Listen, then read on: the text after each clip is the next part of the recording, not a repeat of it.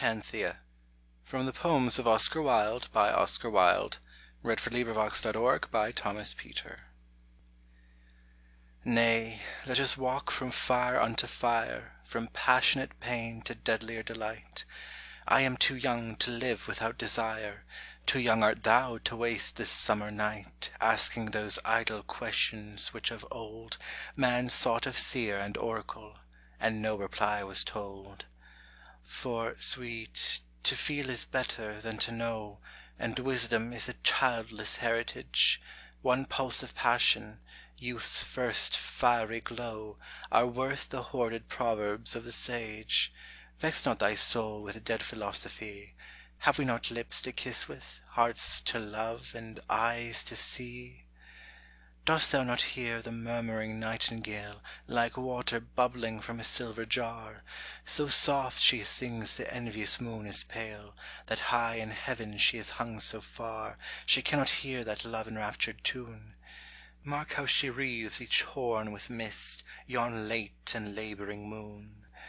White lilies, in whose cups gold bees dream, the fallen snow of petals where the breeze scatters the chestnut blossom, or the gleam of boyish limbs in water, are not these enough for thee? Dost thou desire more? Alas, the gods will give naught else from their eternal store. For our high gods have sick and wearied grown of all our endless sins, our vain endeavour for wasted days of youth to make atone by pain or prayer or priest, and never, never hearken they now to either good or ill, but send their rain upon the just and the unjust at will. They sit at ease, our gods, they sit at ease, strewing with leaves of rose their scented wine. They sleep, beneath the rocking trees, where asphodel and yellow lotus twine, mourning the old glad days before they knew what evil things the heart of man could dream, and dreaming do. And far beneath the brazen floor they see, like swarming flies, the crowd of little men, the bustle of small lives. Then wearily back to their lotus haunts they turn again, kissing each other's mouths, and mix more deep the poppy-seeded draught which brings soft purple-lidded sleep. There all day long the golden vestured sun, their torch-bearer, stands with his torch ablaze, and when the gaudy web of noon is spun, by its 12 maidens through the crimson haze, fresh from Endymion's arms comes forth the moon, and the immortal gods in toils of mortal passion swoon. There walks Queen Juno through some dewy mead, her grand white feet flecked with the saffron dust of wind-stirred lilies, while young Ganymede leaps in the hot and amber foaming must, his curls all tossed, as when the eagle bare the frightened boy from Ida through the blue Ionian air. There in the green heart of some garden close, Queen Venus with the shepherd at her side, her warm soft body like the briar rose, which would be white, yet blushes at its pride, laughs low for love, till jealous Selmachus peers through the myrtle leaves, and sighs for pain of lonely bliss.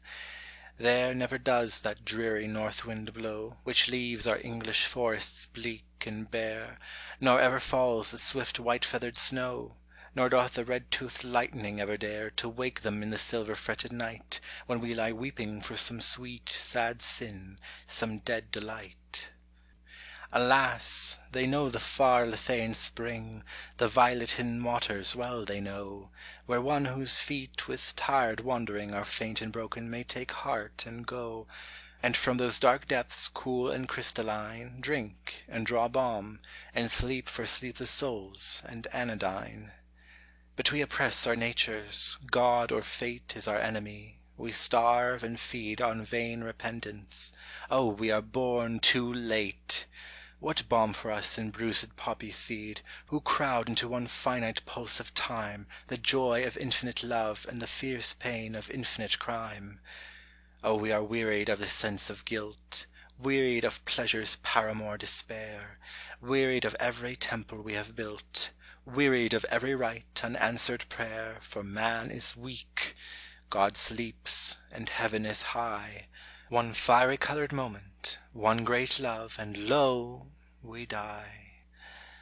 Ah, but no ferryman with labouring pole Nears his black shallop to the flowerless strand, no little coin of bronze can bring the soul Over death's river to the sunless land, Victim and wine and vow are all in vain, The tomb is sealed, the soldiers watch, the dead rise not again. We are resolved into the supreme air, we are made one with what we touch and see, With our heart's blood each crimson sun is fair, With our young lives each spring impassioned tree Flames into green, the wildest beasts that range the moor our kinsmen are, all life is one, and all is change. With beat of systole and of diastole, one grand, great life throbs through earth's giant heart, and mighty waves of single being roll, from nerveless germ to man, for we are part of every rock and bird and beast and hill, one with the things that prey on us, and one with what we kill. From lower cells of waking life we pass to full perfection, thus the world grows old. We who are godlike now were once a mass of quivering purple flecked with bars of gold, unsentient or of joy or misery, and tossed in terrible tangles of some wild and wind-swept sea. This hot, hard flame with which our bodies burn will make some meadow blaze with daffodil, aye, and those argent breasts of thine will turn to water-lilies, the brown fields men till will be more fruitful for our love tonight. Nothing is lost in nature, all things live in death's despite. The boy's first kiss, the hyacinth's first bell, the man's last passion, and the last red spear that from the lily leaps, the asphodel which will not let its blossoms blow for fear of too much beauty, and the timid shame of the young bridegroom at his lover's eyes. These, with the same one sacrament, are consecrate. The earth, not we alone, hath passions hymeneal. The yellow buttercups that shake for mirth at daybreak know a pleasure not less real Than we do, when in some fresh blossoming wood we draw the spring into our hearts, and feel that life is good. So when men bury us beneath the yew, thy crimson-stained mouth a rose will be, and thy soft eyes lush bluebells dimmed with dew, and when the white narcissus wantonly kisses the wind its playmate, some faint joy will thrill our dust, and we will be again fond maid and boy. And thus without life's conscious torturing pain in some sweet flower we will feel the sun, and from the linnet's throat will sing again, and as two gorgeous mailed snakes will run over our graves, or as two tigers creep through the hot jungle where the yellow-eyed huge lions sleep, and give them battle, how my heart leaps up to think of that grand living after death, in beast and bird and flower, when this cup, being filled too full of spirit, bursts for breath, and with the pale leaves of some autumn day, the soul earth's earliest conqueror becomes earth's last great prey. Oh, think of it! We shall inform ourselves into all sensuous life, the goat-foot fawn, the centaur, or the merry bright-eyed elves that leave their dancing rings to spite the dawn upon the meadows, shall not be more near than you and I to nature's mysteries, for we shall hear the thrush's heart beat, and the daisies grow, and the wan snowdrop sighing for the sun on sunless days in winter. We shall know by whom the silver gossamer is spun, who paints the diapered fritillaries, on what wide wings from shivering pine to pine the eagle flies. Ay, had we never loved at all, who knows if yonder daffodil had lured the bee into its gilded womb, or any rose had hung with crimson lamps its little tree. Methinks no leaf would ever bud in spring but for the lover's lips that kiss, the poet's lips that sing. Is the light vanished from our golden sun, or is this date-old-fashioned earth less fair, that we are nature's heritors, and one with every pulse of life that beats the air? Rather new suns across the sky shall pass, new splendour come unto the flower, new glory to the grass. And we two lovers shall not sit afar, critics of nature, but the joyous sea shall be our raiment, and the bearded star shoot arrows at our pleasure. We shall be part of the mighty universal whole, and through all aeons mix and mingle with the cosmic soul.